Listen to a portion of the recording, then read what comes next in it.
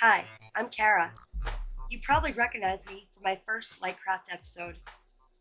My head in real life is actually a lot bigger than you might think. Eh, just kidding. It's all in the lighting.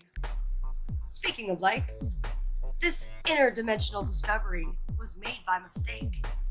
I actually slipped and fell and landed inside a TV. No, really, it's true.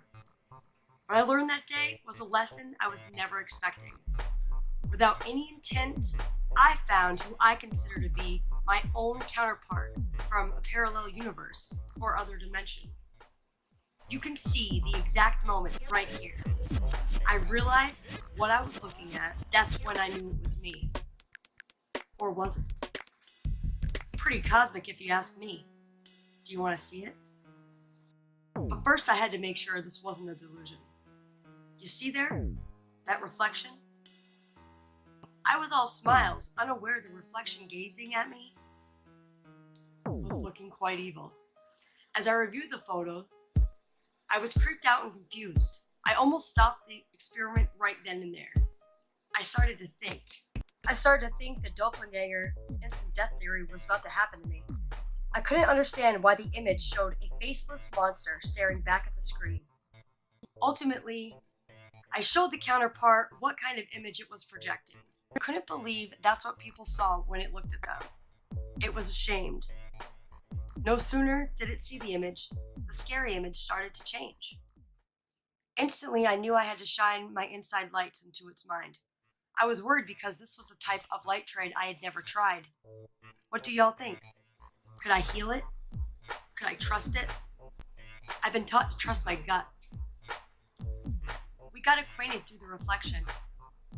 But stop, don't think I was all in favor of the girl in the glass yet. How was I going to find the truth about this reflection of myself? Then I thought, stop questioning. Why don't you use the tools, the real you? I already know. So I set up my lights, did the only thing I knew.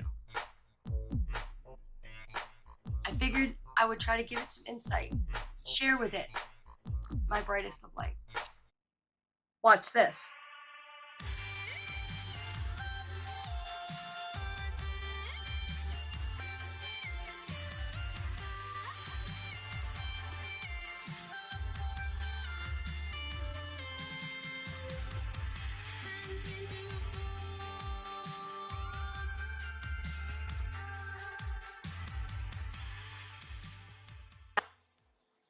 So there it is.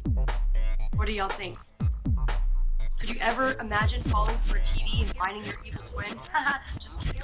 At least I have someone who can stay here and pretend to be me while I cross through portals into other dimensions.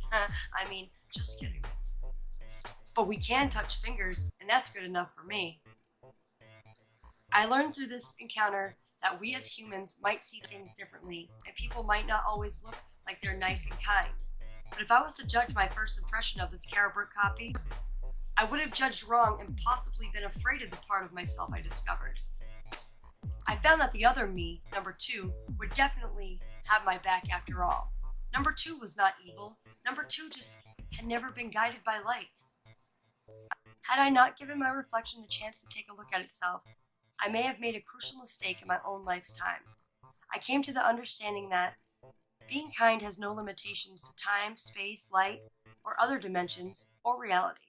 Naturally, we all as humans need someone to be there for us.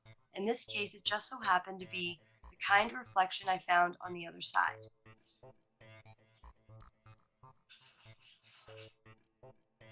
But we can touch fingers, and that's good enough for me. Oh man, this kind of thing makes me want to shine.